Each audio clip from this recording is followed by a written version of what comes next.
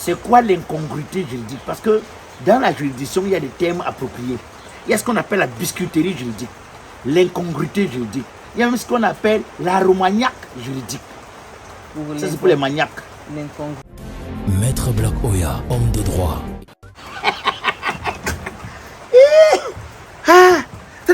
C'est maintenant que je comprends que la première pauvreté est d'abord mentale. Oui, parce que quand je regarde ce que Sini Logistique parvient à faire dans la vie des Camerounais, la façon dont Sini Logistique facilite la vie à certains Camerounais qui partent désormais du Cameroun pour l'Italie ou bien de l'Italie pour le Cameroun avec facilité, que ce soit le transport des marchandises, transport de colis, non. Si j'étais informé depuis que Sini Logistique faisait ce travail. Monsieur Black Oya, Maître Black Oya. Oui, c'est Maître Black Oya. Je vous rencontre en tant que Maître Black Oya. C'est vous. Voilà, monsieur Maître Black Oya, je suis Judas. Judas. Oui, c'est comme ça qu'on m'appelle. Judas, et je suis étudiant en sciences juridiques et politiques. Donc cette année, je vais passer le concours du barreau et il y a de très fortes chances que je devienne avocat. Ah, tu seras un collègue bientôt. Oui, j'espère bien. Et je mène une étude sur le droit du travail parce que c'est ma spécialité et je sollicitais l'opinion des 5 meilleurs avocats de la ville. Oui. Voilà. Et tu es tombé sur le meilleur avocat de la ville, du pays. Et ça va justement dépendre parce que nous sommes justement face à une situation qui peut être un sujet. Oui, un sujet. C'est quoi l'incongruité juridique? Parce que dans la juridiction, il y a des termes appropriés. Il y a ce qu'on appelle la biscuiterie juridique, l'incongruité juridique. Il y a même ce qu'on appelle l'aromagnac juridique. Ça, c'est pour les maniaques. L'incongruité, oui, mais la biscuiterie juridique et l'aromagnac, jamais entendu. Toi, tu crois que ceux qui ont des problèmes dans les juridictions demandent pas les biscuits? Je vais noter l'aromagnac et la biscuiterie juridique. Oui. Je vais parler de ça. Il y a l'esbouffe juridique. L'esbouffe, ça vous écrivez comment esbouffe? Pourquoi? C'est un coup de français. Je vais écrire comme j'entends. Voilà. Maître, je pense que hier c'était la fête du travail. Oui. Et je me suis rendu compte que, oui, malgré tout, je sais pas, il y a des entreprises, mais il y a des employeurs, oui, qui ne respectent toujours pas les droits des employés. C'est-à-dire, il y en a qui ne payent pas les salaires, ils ne payent pas les indemnités et ils n'aident pas pour les assurances et même pour les pensions, rien du tout. Mais ils sont toujours en train de trouver des voies et moyens pour fêter. Ce qui génère souvent des boycotts, des grèves et tout le reste. Je voudrais savoir, donc, en ce qui concerne déjà le fait de ne pas verser les salaires convenablement aux gens, est-ce qu'on peut stipuler qu'il y a violation du code du travail? Mais ta question, elle est très intéressante. C'est ma première question. Je présume que tu seras un avocat brillant lorsque tu vas terminer tes études. Mais je voudrais, dans le préambule juridique, te rappeler ce qu'on appelle les incondescendants juridiques. Oui, les incondescendants juridiques. Je n'ai pas dit incondescendance. Je voudrais te rappeler que nous sommes ici dans une situation qui est alambiquée juridiquement. Parce que on a la malchance d'être dans un pays où on a beaucoup de patrons monifogués-route. Tu vois les monifogués-route? C'est-à-dire les patrons dont l'agent a fait l'erreur, l'agent a confondu de chemin. Et ça s'est retrouvé sur les chemins. C'est pas erreur que l'agent s'est retrouvé dans les poches. Parce qu'un patron sérieux, honnête, sincère, un véritable mené d'homme doit comprendre que mais si son agent pouvait se multiplier seul, pourquoi est-ce qu'il crée une entreprise? Pourquoi est-ce qu'il crée une entreprise? Tu crées une entreprise et tu emploies des hommes parce que tu veux utiliser la main d'œuvre pour fructifier ton argent. Donc, tu as besoin de ces hommes-là. Mais dans ce pays, quand un patron te donne le travail, te donne l'impression qu'il t'aide. Comme si c'est une nécessité qui donnait de l'emploi. Non. Tu prends une main d'œuvre qualifiée pour faire un travail qui va te permettre de partir de niveau 1 à niveau 2 ou 3, voire 4. C'est un échange de services qu'il y a entre l'employé et l'employeur. Et donc, ce qui permet de rémunérer cet échange, c'est le bénéfice du patron et le salaire de l'employé. D'où ma deuxième question. Oui. Est-ce que donc, selon vous, s'il y a déjà un conflit, entre l'employeur et l'employé, s'il avance que les intérêts de l'employé ne sont pas respectés, est-ce qu'on peut dire qu'il y a dès lors un quiproquo? Non, il n'y a pas seulement un quiproquo, mais nous sommes là dans du bisounours juridique. Ouais. C'est le bisounours juridique. Tu comprends? Et Parce ça que... veut dire quoi? Non, ne cherche pas à connaître l'explication, ça va t'aider. Parce que je vais t'expliquer.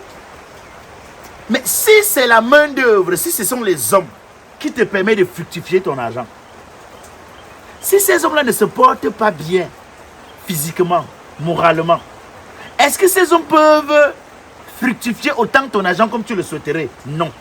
Donc tu as intérêt à bien t'occuper de la main d'œuvre qui fructifie ton argent.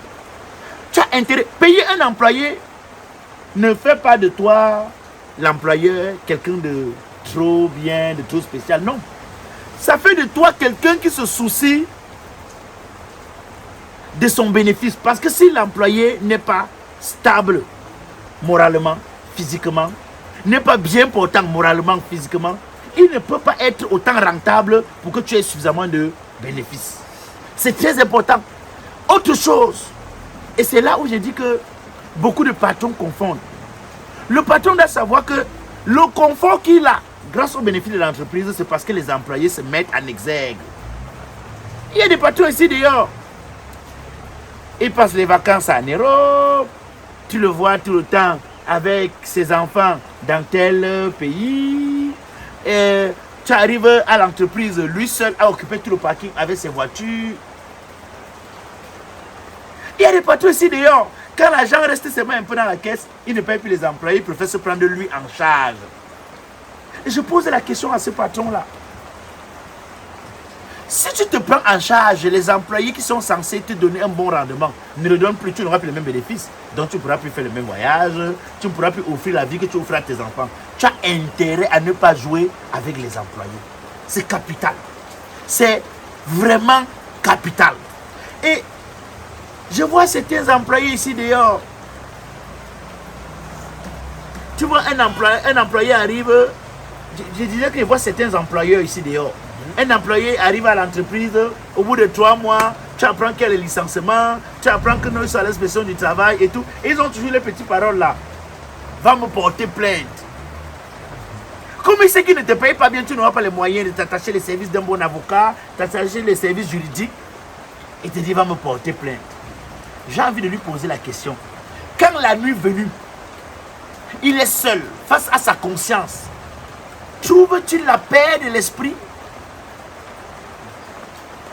Maître, en ce qui concerne justement cette plainte, j'ai une dernière question. Comment tu poses la question la plus tombe? Non. Pour les bruits là. Ça va aller, maître. Doit-on de cet imbroglio, sujet à nous faire diviniser Dieu tout en diabolisant le diable, préconcevoir que les exégètes du droit du travail doivent comparaître pour abus de pouvoir, c'est-à-dire ces patrons-là? Le vrai problème, c'est que souvent tu as comme impression qu'il y a une complicité entre le ministère du Travail. Moi, dans les pays, j'ai l'impression que le ministère du Travail n'a qu'une seule fonction, partager les médailles le 1er mai. En dehors de ça, rien du tout. Mais va les voir. Tu pars à l'inspection du travail. C'est l'inspecteur lui-même qui t'appelle pour te dire que mon frère, même si tu as tes 50 000 francs, parce que quand je le vois, il est prêt à donner même 5 millions au procureur. Et quand tu vas arriver devant le procureur, mon frère, laisse. C'est l'argent qui va passer. Papa, pardon, prends même les 20 000 qu'il te donne là, tu laisses. Alors que tu es en train de demander à l'employeur peut-être un 5 millions. Au lieu que l'inspection ou l'inspecteur te protège, c'est même plutôt lui. Tu vois un peu, si tu veux, elle, pour être la structure, qui te dit que non, laisse tomber et tout, parce que le code du travail a été taillé à l'avantage du patron et non de l'employé. Mais à quel moment est-ce que l'employé est protégé dans tout ça? Nous avons encore des structures où, quand un patron te met à la CMP, il te dit que c'est parce qu'il t'aime beaucoup. Hein. Alors que la CMP devait être une règle. Nous avons encore des sociétés ici dehors, où quand tu vois les gars de la CMPS là arriver avec le visage tordu, on dirait les membres de la famille de Jeffrey Payos. Mais une fois à l'intérieur, où le patron tient souvent quel langage, quand il ressort maintenant, c'est avec un sourire et la situation de CMP ne change pas pour les employés. Nous sommes dans un pays où On voit de ces choses. Les employés, un employé peut sortir, hein, le lendemain il revient. Le vigile lui dit, c'est comme tu es là, tu ne peux plus entrer. Est-ce que tu sais qu'à la fin du travail hier, il y a des employés qui avaient le pagne. Et dans la même société, d'autres avaient les ticots. C'est-à-dire qu'on donne le pagne à un employé, à un autre on donne le ticot. Et ils travaillent pour la même société. Mais, déjà, je vous remercie pour cela. Je vous ai dit que je faisais des recherches, une étude avec les 5 meilleurs avocats de la ville. En fait, j'ai déjà eu l'opinion des 5 meilleurs avocats de la ville, donc je suis venu recueillir l'opinion des 5 avocats les plus ridicules de la ville. Et vous avez raison, vous êtes premier. Moi, c'est petit parce qu'on me debout de compliments à la tâche.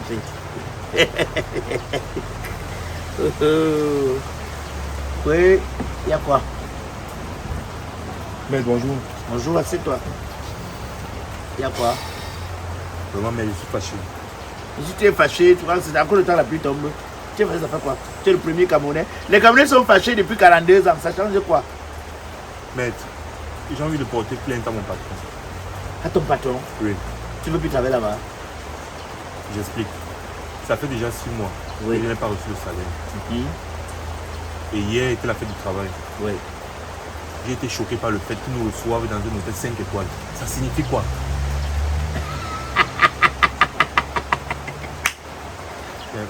Mon petit, je vais te dire, les Blancs sont partis, ils ont laissé les Noirs dans leur rôle.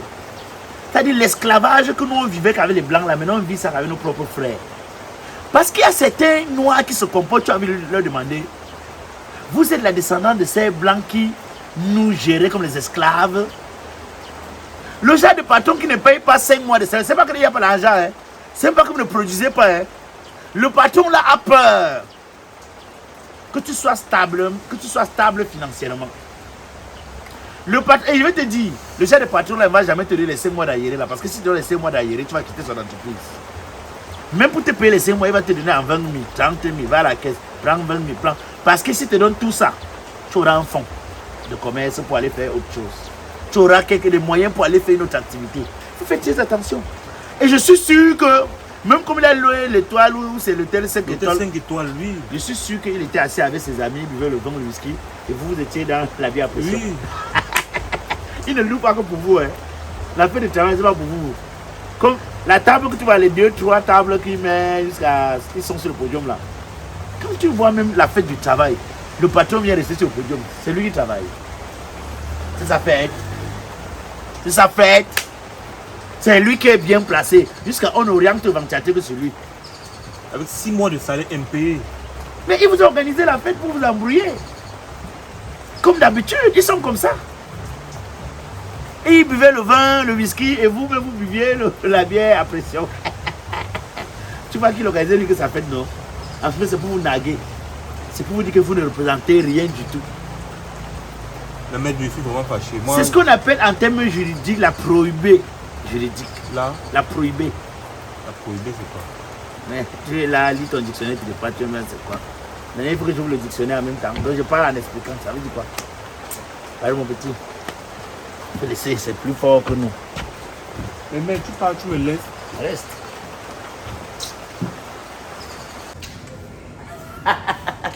La plus grande pauvreté sur cette terre, ce n'est pas le manque d'argent, non, c'est le manque d'information.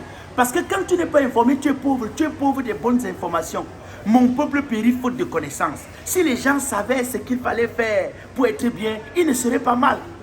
Est-ce que vous savez que désormais, vous pouvez aller en Chine sans vous déplacer du Cameroun? Vous êtes en Chine, vous achetez la marchandise, vous revenez ici sans souci. Parce que la société, face les guerriers logistiques, a décidé de rendre service à tous les commerçants du pays. Vous avez besoin d'une marchandise en Chine. Vous n'avez même pas besoin de sortir l'argent ici. Hein. Vous passez la commande, on achète. Quand ça arrive ici, vous venez retirer et vous payez. Est-ce que la vie n'est pas belle comme ça? Désormais, que personne ne dise que oh, on m'a refusé le visa pour la Chine. Oh, c'est tout le cacasserie, partout du Cameroun pour la Chine. Parce que la société First, les guerriers logistiques fait déjà le travail pour vous. Ce qui était inaccessible devient accessible.